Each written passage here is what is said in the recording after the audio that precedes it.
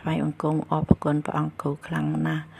ដែលធ្វើឲ្យខ្ញុំបានស្គាល់ធម៌ច្បាស់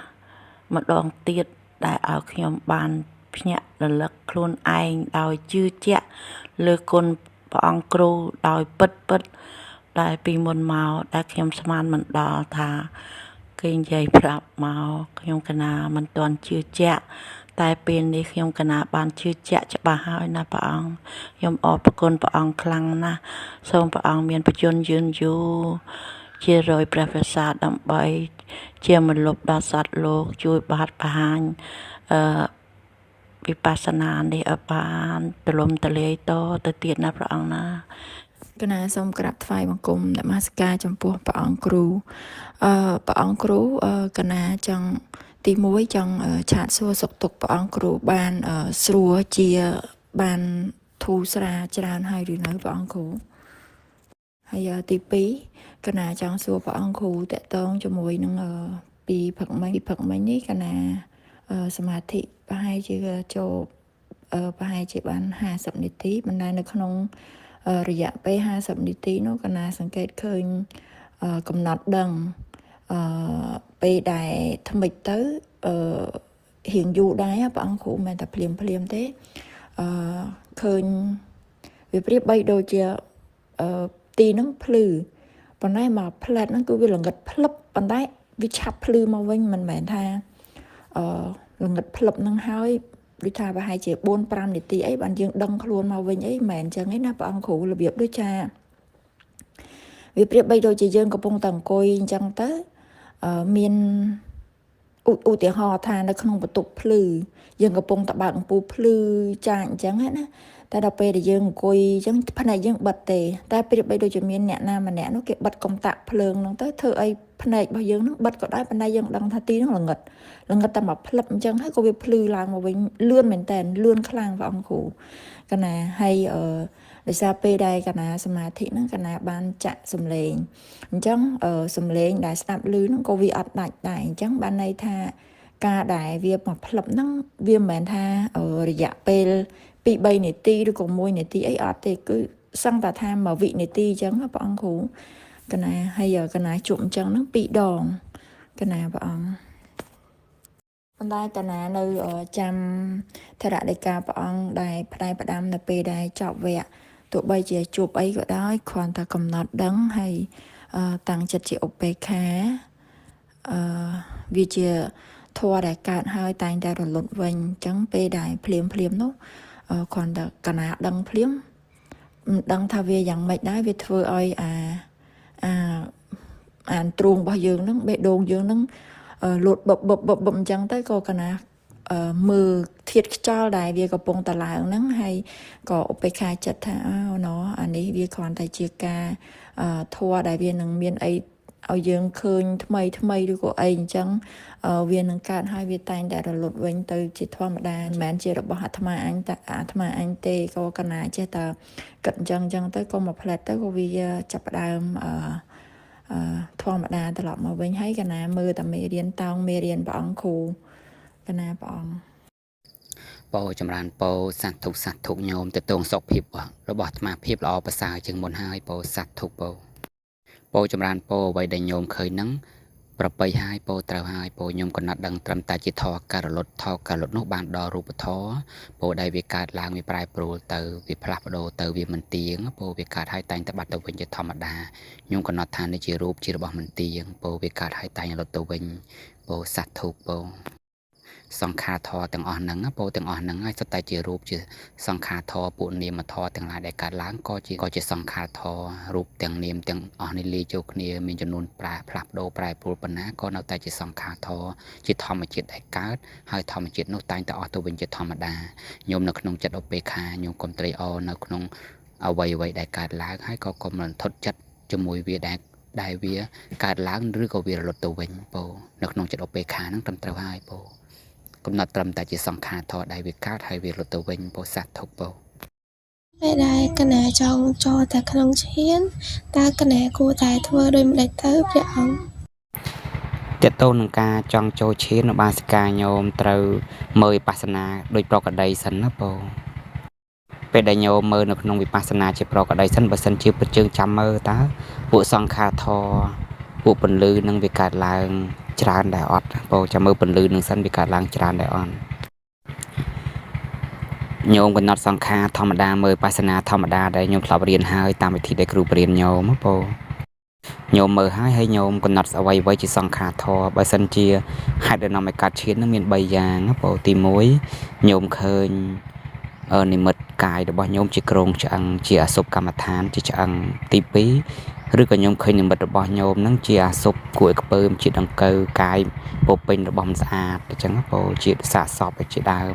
ឃើញគ្រឿងក្នុងរបស់កាយយើងជារបស់មិនស្អាតនឹងទី2ទី3ញោមឃើញពន្លឺកាត់ឡើងបើពន្លឺនឹងកាត់ឡើងមួយណាក៏ដែរឲ្យតែពន្លឺពួកនិមិត្តទាំង3ហ្នឹងនិមិត្តជាពន្លឺឬក៏និមិត្តជាអសុបជាខ្មោចទាំងពីរប្រភេទគ្រូព្រារាប់ប្រាប់មិញនឹងសុទ្ធតែអាចចូលឈានបានទាំងអស់ទោះបីជាឃើញពីដំបូងក៏ញោមកំណត់ថាជាសង្ខារធរដដែលដោយញោមកុំត្រេកអរជាមួយសង្ខារធរទាំងអស់ហ្នឹងញោមកំណត់អ្វីដែលញោមឃើញនិមិត្តទាំងអស់ហ្នឹងទាំងពន្លឺទាំងអសុបកម្មដ្ឋានហ្នឹងក៏ជាសង្ខារធរដដែលហើយញោមនៅក្នុងឧបេក្ខាមើលមេរៀនវិបស្សនាតាមផ្លូវកាយរបស់យើងដដែលពេលបាសិកាញោមកំពុងតែកំណត់ដឹងកាយនៅក្នុងកាយដដែលពន្លឺនឹងក្តីនិមិត្តនឹងក្តីវាចេញមកច្បាស់ទៅវាអាចប្រកបនៅក្នុងភ្នែកបិទភ្នែកក៏ហាក់ដូចជាឃើញបើកភ្នែកក៏ហាក់ដូចជាឃើញវាបិទភ្នែកពេលណាឃើញពេលនឹងជាប់ដិតជាប់នឹងភ្នែកគ្រប់ពេលបងកាលណាដែលនិមិត្តនឹងជាប់តាមភ្នែកគ្រប់ពេលឧបាសិកាញោមក៏នៅក្នុងចិត្តឧបេក្ខាតម្កល់នៅក្នុងនិមិត្តនឹងដែលចិត្តឧបេក្ខាកំណត់ថានិមិត្តនេះជារបស់មិនទៀងជាសង្ខារធរហើយមើលហើយកំណត់នៅក្នុងវិបស្សនាដដែលទៀតរហូតដល់និមិត្តនឹងភ្លឺទៅវាហាក់ដូចជាសង្ខារនឹងទាញឲ្យញោមមើលនិមិត្តទាំង3នឹងនិមិត្តណាមួយនិមិត្តឆ្អឹងក្តីនិមិត្តសាកសពមិនស្អាតក្តីឬក៏និមិត្តរបស់ពន្លឺក្តីពេលដែលវិបស្សនាហាក់ដូចជាប្រកបឲ្យទៅមើលនិមិត្តទាំងអស់ហ្នឹងហើយញោមកុំប្រឆាំងញោមបដ ாய் វាទៅពេលហ្នឹងនិមិត្តទាំងអស់ហ្នឹងនៅនឹងរហូតដល់តាំងនៅអស់ច្រើនពេលវេលាកាលយូរញោមចាប់ផ្ដើមឃើញគ្រប់ពេលដែលញោមអង្គុយពេលនោះញោមក៏បិទភ្នែកទៅញោមក៏ស្រឡឹងនិមិត្តហ្នឹងដោយចិត្តឧបេក្ខាហើយកំណត់ថាជាសង្ខារធរចោះពោពេលដែលនិមិត្តហ្នឹងមានកម្លាំងខ្លាំងញោមសម្លឹងមើលវាពេលហ្នឹងញោមមិនបាច់មើលមេរៀនវិបស្សនាទេញោមសម្លឹងនិមិត្តតែម្ដងពោហើយធ្វើទុកក្នុងចិត្តដោយនិមិត្តរូបភាពទាំងអស់ហ្នឹងជារបស់អត់ស្អាតជារបស់អត់ទៀងហើយក៏សម្លឹងមើលវាទៅបានហើយពោពេលដែលញោមសម្លឹងមើលយូរដោយចិត្តធម្មតាយូរទៅនិមិត្តហ្នឹងនឹងមានកម្លាំងខ្លាំងទៅរហូតដល់ពន្លឺនឹងក្តីនិមិត្តនឹងក្តីនឹងប្រកាសជាអង្គរបស់ឧបចារឈានប្រកាសសម្រាប់ញោមហើយញោមនឹងឃើញចិត្តត្រេះរិះជាមួយនឹងពន្លឺនិមិត្តទាំងអស់ហ្នឹងឃើញការពិចារណាចប់មួយពន្លឺហ្នឹងបន្ទាប់មកហើយខ្ញុំឃើញបៃតិសុខៈចិត្តនឹងក៏កើតឡើងធម៌ទាំង3យ៉ាងទាំង5យ៉ាងនឹងកើតឡើងពេលនោះខ្ញុំដឹងថាខ្ញុំបានឧបចារសមាធិហើយញោមសម្លឹងមើលឧបចារសមាធិនឹងតទៀតញោមមានសេចក្តីសុខស្ងប់ច្រើនតែញោមកំណត់ថាត្រឹមតែជាសង្ខារធម៌ទាំងអស់ពេលដែលញោមបន្តវិបស្សនាដោយកំណត់ត្រឹមតែសង្ខារធម៌ដល់ពេលខាដោយការនៅស្ងៀមជាមួយនិមិត្តទាំងអស់ហ្នឹងពេលនោះញោមប្រកាសអង្គទាំង5ហ្នឹងជាឈានញោមនឹងបានដឹងថាញោមបានសម្រេចឈានហើយឈានដែលញោមបានសម្រេចញោមនឹងដឹងដោយខ្លួនឯងដោយអត់ចាំបាច់អ្នកណាប្រាប់ជាងទេបងពេលអង្គទាំង5នឹងបរិបូរញោមក៏មានឈានចិត្តមួយផុសឡើងឲ្យញោមដឹងថាញោមបានសម្រេចឈានហើយពេលនោះញោមនៅក្នុងចិត្តឧបេក្ខាចោះហើយកំណត់ឈាននោះក៏ជាសង្ខារធម៌ញោមអាចនៅសង្ងំក្នុងឈាននឹងក៏បានចេញពីឈានវិញញោមមើលបាសនាក៏បានពោសត្វទុកបងវាលើពន្លឺពឿលឿងពឿមាសព្រះអង្គពន្លឺនោះខ្លាំងបានជះចាំងចំមុខកណារហូតដល់ទាញកណាចូលក្នុងឈានកណាដឹងថាចូលពេលដែលកណាចូលក្នុងឈាននោះបានហើយស្រាប់តែខណៈចិត្តកណានោះចូលទៅក្នុងឈានចូលមកជឿនហើយមកជឿនទៀត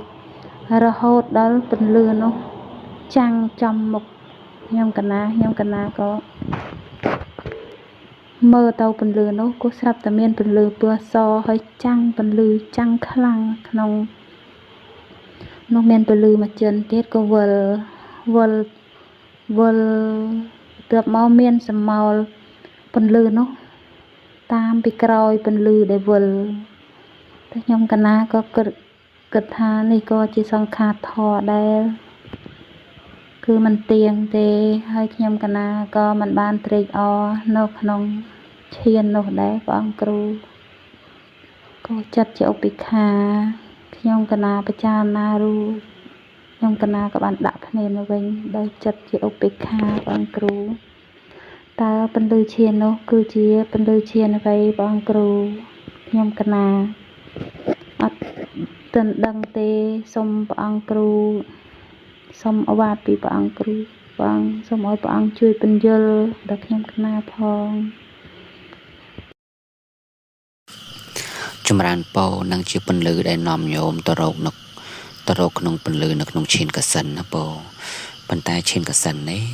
តើតែញោមឃើញអង្គទាំង5របស់ឈានបរិបូរណ៍សិនតែញោមអាចចូលឈានបានដរាបណាញោមបានត្រឹមឃើញតែពន្លឺញោមកំណត់ពន្លឺនឹងត្រឹមជាសង្ខារធរសិនចោះពរបើញោមអាចបើពធអាចនាំញោមទៅរកឈានបាននោះជាការល្អពេលដែលញោមបានឈានហើយញោមក៏អាចរៀនវិបស្សនាបន្តទៀតបានដែរពរចម្រើនពរ បើពន្លឺនោះនាំញោមចូលទៅក្នុងពន្លឺពណ៌សពន្លឺពណ៌មាសនឹងមិនតាន់ទេណាពពើចូលនៅក្នុងពន្លឺពណ៌សញោមបណ្ដោយតាមពន្លឺនឹងចោះហើយក៏កំណត់ថាពន្លឺនេះក៏ជាសង្ខារធរហើយញោមនៅជាមួយវារហូតដល់ញោមបានឃើញអង្គឈានទាំង5ញោមពិនិត្យមើលក្នុងពន្លឺនោះតើមានអង្គឈានទាំង5បរិបូរណ៍ដែរទេទី1ញោមឃើញវិតកៈញោមឃើញវិតកៈទី2ញោមឃើញវិចារៈ ទី3ខ្ញុំឃើញបៃតិទី4ខ្ញុំឃើញសុខៈទី5ខ្ញុំឃើញចិត្តតេកកតាខ្ញុំឃើញសភាវៈទាំង5ហ្នឹងពោលដល់ពេលដែលវាកើតឡើងនៅក្នុងអង្គរបស់ឈានហ្នឹងខ្ញុំពិនិត្យមើលតើអង្គទាំង5នេះបរិបូរណ៍ហើយនៅបើវាបរិបូរណ៍ហើយខ្ញុំតាំងសុបនៅក្នុងពន្លឺនោះបរិបូរណ៍នោះខ្ញុំបានសម្រេចនៅបឋមឈានហើយពោលបន្ទាប់មកបើសិនជាពន្លឺនោះវានាំញោមទៅមួយជាន់ទៀតឡើងពន្លឺជាន់ទី2ញោមមើលអង្គបន្តទៀតតើវាមានគ្រប់ចំនួនដែរទេបើញោមឃើញវិតកៈវិចារៈវិរលត់វាសល់តែបៃតិហើយនឹងសុខៈហើយនឹងចិត្តតេកកតាឃើញធម៌3យ៉ាងនឹងតាំងនៅសុបនៅក្នុងពន្លឺហ្នឹងពេលហ្នឹងញោមបានជាន់ទី2ហ្នឹងគឺជាទុតិយឈានញោមបានឈានទី2ហើយបងចូលញោមកំណត់ឈាននេះក៏ជាសង្ខារធរទៀត ហើយញោមពិនិត្យមើលតើវាចូលទៅអង្គទី3ដែរឬអត់បើវាចូលទៅមួយជាន់ទៀតចូលដល់អង្គទី3ញោមត្រូវពិនិត្យមើលអង្គរបស់វាដូចគ្នាពេលដែលវាឡើងទៅជាន់ទី3ញោមឃើញបៃតិនឹងរត់អស់សល់តែសុខៈសល់តែចិត្តនឹងសុខហើយតាំងនៅក្នុងចិត្តតាំងមមក្នុងអារម្មណ៍តែមួយគឺសុខៈនិងចិត្តតេកកតាបើញោមឃើញអង្គទាំងពីរនឹងនៅបរិបូរណ៍ពេលហ្នឹងញោមដល់ជាន់ទី3គឺទុតតិយឈានហើយពោពេលដែលញោមបានដល់ឈានទី3ហើយញោមក៏កំណត់ឈានទី3នោះក៏ជាសង្ខារធរទៀតញោមប្រងើយកំពេញចិត្តនឹងវាពោរហូតដល់ញោមចូលបានឈានទី4ពោបើញោមចូលបានឈានទី4ហើយចាំញោមផ្ញើសារមកគ្រូនឹងមករៀនញោមពោបន្តទៀតពោសាធុពោប្រកាសណាសូមក្រាបថ្វាយបង្គំព្រះអង្គគ្រូពីចម្ងាយខ្ញុំប្រកាសណាជាសិស្សចាស់រៀនឧត្តមមានជ័យបានមួយវគ្គតែខ្ញុំប្រកាសណាមានសំណួរខ្លះពេលដែលខ្ញុំប្រកាសណាមកចម្រើននៅផ្ទះមានសភាពញាក់ពេញរាងកាយមិនថាអិរិយាបថមួយណាទេតែងតែញាក់បើខ្ញុំប្រកាសណាមិនដាក់ទេគឺទ្រាំមិនបានតែក្នុងពេលដែលខ្ញុំប្រកាសណាជួបសភាពញាក់ក្នុងរាងកាយនឹងខ្ញុំប្រកាសណាតាំងដឹងថាជាសង្ខារមិនទៀងកើតហើយតែងតែរលត់តែគឺទប់មិនជាប់គឺមានសភាពញាក់ញាប់រហូតឲ្យតែខ្ញុំប្រកាសណាចម្រើនបានប្រហែលជា5នាទីគឺមានសភាពញាក់ញាប់ពេញរាងកាយហ្នឹងគឺមានទោះជាខ្ញុំប្រកាសណាដូរអិរិយាបថមួយតអិរិយាបថមួយទាំង8អិរិយាបថហ្នឹងគឺជួបសភាពញាក់ញាប់ទាំងអស់ជួបប្រហែលជា10ថ្ងៃជាងលោកម្ចាស់គ្រូតើនឹងខ្ញុំប្រកាសណាទៅធ្វើរបៀបម៉េចទៅបានចម្រើនបានសភាពដោយកាលនៅដល់មានជ័យលោកម្ចាស់គ្រូចម្រើនពោញោមសភាពញាក់ញ័រហ្នឹងលក្ខណៈរបស់ធាតុខ្យល់តើញោមស្គាល់ធាតុទាំង4ហើយឬនៅពោញោមពិចារណាថាធាតុខ្យល់នេះជារបស់មិនទៀងពោខ្យល់នេះកើតហើយតែងតែលុតទៅវិញជាធម្មតាញោមពិចារណាថាត្រឹមតែជាធាតុខ្យល់ដែលវាកើតឡើងហើយញោមបាច់ចង់វាបាត់ទេវាមានចាប់ពោទោះបីជាវាមានច្រើនសារវាញាក់ញ័ររហូតដល់មួយអាទិត្យ2អាទិត្យរហូតដល់មួយខែ2ខែក៏ដោយរហូតដល់ច្រើនជាងនឹងក៏ដោយក៏កំណត់ថាធាតុខ្យល់នេះកើតឡើងហើយតែធាតុខ្យល់នេះជារបស់មិនទៀងវាកើតហើយតែងតែលុតទៅវិញធម្មតាទេវាគង់នឹងពេលនេះវាមិនរលត់តែវាគង់នឹងរលត់នៅក្នុងពេលណាមួយ បានសក់ញោមត្រូវនៅក្នុងចិត្តឧបេខាក៏នៅត្រឹមតែជាធិខ្យល់ដែលកើតឡើងពេលខ្លះវានឹងដូរពីញាក់ទៅកន្ត្រាក់ទៅយកទៅតឹងទៅណែនេះវាផ្លាស់ប្ដូររហូតហ្នឹងភាពបន្ទៀងរបស់វាជួនកាលវាញាក់ខ្លាំងជួនកាលវាញាក់តិចជួនកាលវាកម្រើកញ័រអីនឹងច្រើននឹងតិចនេះជាការប្រែប្រួលរបស់ធាតុខ្យល់ហ្នឹងបងខ្ញុំគាត់ថាធាតុបន្ទៀងគឺធាតុនេះកើតហើយផ្លាស់ប្ដូរប្រែប្រួលជាធម្មតាហើយខ្ញុំនៅក្នុងចិត្តឧបេខាជាមួយវាចោះហើយបងធាតុខ្យល់នេះហើយជាសង្ខារជារបស់បន្ទៀងបងនឹងគឺជាសង្ខារធរគឺធាតុខ្យល់ហ្នឹងឯងបងខ្ញុំក្នុងចិត្តឧបេខាខ្ញុំណាបងសាធុសាធុបាទញោមស្គាល់អំពីរូបធម៌នាមធម៌ច្បាស់ប្រហែលជាញោមមិនសង្ស័យធាតុខ្យល់នឹងទេតែតាមអាត្មាគិតមើលប្រហែលជាញោមរៀនបានតិចពេកទើបញោមឆ្ងល់ណាបងដូច្នេះញោមកំណត់ត្រឹមធាតុសិនថានឹងគឺជាធាតុខ្យល់សិនបងណាបងធាតុនេះជារបស់មិនទៀងធាតុនេះជាសង្ខារធម៌វាកើតប្រែប្រួលជាធម្មតាម្ដងវាញាក់ញ័រម្ដងវាកន្តាក់ម្ដងវាយកវាតឹងហ្នឹងគឺលក្ខណៈរបស់ធាតុខ្យល់ដែលមិនមែនជាយើងមានខ្លួនយើងវាកើតហើយវាតែងតែរត់ទៅវិញជាធម្មតាហ្នឹងហើយជាសង្ខារធម៌ញោមបញ្ជាក់ថាសង្ខារធម៌នោះគឺជាវាយោធាតុជាធាតុខ្យល់សង្ខារធម៌នោះគឺជាធាតុខ្យល់ធាតុខ្យល់នោះនៅក្នុងកាយមានយ៉ាងហ្នឹងឯងក្នុងកាយនេះមានធាតុទាំង4ទាំងដីទឹកភ្លើងខ្យល់វាកើតហើយប្រែប្រួលដូច្នេះកុំខ្លាចវាក៏កុំរកវិធីបំបត្តិវាដែរខ្ញុំនៅក្នុងចិត្តឧបេខាទទួលយកវាដោយចិត្តឧបេខាហើយមើលមេរៀនធម្មតាបងអញ្ចឹងបងសត្វទុកបងហើយមួយយ៉ាងទៀតតកតងនឹងមេរៀនវិបស្សនាខ្ញុំអាចផ្លាស់ប្ដូរគ្នាបានខ្ញុំរៀនបើសង្ខារនឹងវាចេញខ្លាំងធាតុខ្យល់នឹងវាយោធាតុនឹងវាកើតឡើងខ្លាំងខ្ញុំលំបាកខ្លាំងខ្ញុំអាចសម្លឹងនឹងអង្គុយស្ងៀមអង្គុយសន្លឹងមើលកាយទាំងមូលឲ្យសភាពស្ងៀមស្ងាត់ទៅបងដោយមិនចាំបាច់មើលមេរៀនទេបើញោមមើលមេរៀននាទី10មួយបានហើយបន្ទាប់មកហើយញោមមើលមេរៀនកាយ3ផ្នែកសម្លឹងខាងលើពីក្បាលចុះមកចង្ការកាត់ជាកណាត់ទៅបងសន្លឹងពីក្បាលអនុឡោមចុះមកបណ្ដោយចុះមកចង្ការហើយឡើងចុះបដិឡោមបច្រាស់ចុះឡើងពីលើក្បាលឡើងពីចុងសក់ចុះមកចង្ការពីក្បាលពីបង្ហើយមកចុះមកបន្ទាប់មកហើយខ្ញុំបាន3 4 5សាហើយខ្ញុំចុះអំពីស្មាចុះមកចកេះអនុឡោមបណ្ដោយបច្រាស់ឡើងវិញចុះឡើងបណ្ដោយចុះបច្រាស់ឡើងពីស្មាចុះមកដល់ចង្កេះអនុឡោមបដិឡោមអញ្ចឹងណាបងបន្ទាប់មកហើយទៀតបាន3 4 5សាហើយខ្ញុំសន្លឹងពីចកេះហ្នឹងចុះដល់ចុងជើងដល់អនុឡោមបដិឡោមបច្រាស់ចុះបច្រាស់ឡើងខ្ញុំរៀនបែបហ្នឹងហើយឲ្យបាន3 4សាហើយខ្ញុំចូលមេរៀនទី10វិញទី10ហើយខ្ញុំសន្លឹងកាយទាំងមូលរៀនប៉ុណ្ណឹងចុះប៉ុណ្ណាហើយកំណត់ដឹងសង្ខារធរទៅបើវាញាក់ញ័រធាតុខ្យល់នឹងឡើងខ្លាំងមែនទែនខ្ញុំអង្គុយស្ងៀមបានហើយពិនិត្យស្ងៀមបានហើយកំណត់ថានេះជាធាតុខ្យល់ជាសង្ខារជារបស់មិនទៀងធាតុខ្យល់នេះកើតហើយតែងតែរត់ទៅវិញជាធម្មតាបាទសក់ញោមនៅក្នុងចិត្តឧបេខាបងណាបងកុំមានសេចក្តីភ័យខ្លាចដោយសារចិត្តកុំឲ្យភ័យខ្លាចជាមួយវាបងពេលដែលញាក់ញ័រនឹងវាកើតឡើងមកជាមួយនឹងការស្ងប់ក៏កុំត្រេកអរជាមួយនឹងការស្ងប់ហើយកុំខ្លាចជាមួយភាពញាក់ញ័ររបស់ធាតុខ្យល់នឹងឲ្យដឹងថាវាជាធាតុខ្យល់ជារបស់មិនទៀងវាកើតវាតែងតែប្រែប្រួលនៅពេលណាមួយខ្ញុំនៅឃើញវាផ្លាស់ប្ដូរជារៀងរាល់ថ្ងៃតែចិត្តរបស់យើងវាខាត់ដោយដោះការប្រកាន់ថាជាខ្លួនយើងបងត្រឹមតែធាតុខ្យល់ដែលវាកើតហើយវាលុបទៅវិញទេនៅក្នុងចិត្តឧបេខាបងធម្មជាតិណាមួយដែលកើតឡើងហើយជាធម្មតាធម្មជាតិនោះរមែងរលត់ទៅវិញជាធម្មតានេះអ្នកណាឲ្យតែសោតាបត្តមៈកើតចំពោះអ្នកណាគឺដឹងយ៉ាងនឹងគ្រប់គ្នាមិនដឹងតាមព្រះសម្មាសម្ពុទ្ធប្រាប់ទេគឺដឹងខ្លួនឯងតែម្ដងយ៉ាងកេញចេសមុទយៈធម្មំសពន្តាំងនិរោធធម្មន្តិគឺធម៌ទាំងឡាយណាដែលកើតឡើងហើយជាធម្មតាធម៌ទាំងឡាយនោះរមែងរលត់ទៅជាធម្មតារបស់ព្រះអង្គដែលសម្ដែងឲ្យយើងប្រតិបត្តិនេះគឺត្រូវឃើញដោយញាណហើយនឹងបញ្ញាខណៈរបស់រូបធម៌ដែលជាធាតុមិនដឹងនិងលក្ខណៈរបស់នាមធម៌ដែលជាធាតុដឹងអញ្ចឹងខណៈនឹងវាមានតែធាតុដឹងនិងធាតុមិនដឹងវាមានតែរូបធម៌និងនាមធម៌មានសត្វបុគ្គលដែរមានយើងដែរខណៈនឹងមានសកាយតិទេដែរគឺអត់មានហើយតើតែមកដឹងរូបធម៌និងនាមធម៌សិនបានអាចដឹងមិនទៀងជាទុកជាអនត្តាបានដឹងមិនទៀងជាទុកជាអនត្តាសិនបានអាចទៅដឹងអរិយសច្ចៈទាំង4បានហើយត ដល់តែមកដឹងរូបធម៌និងនាមធម៌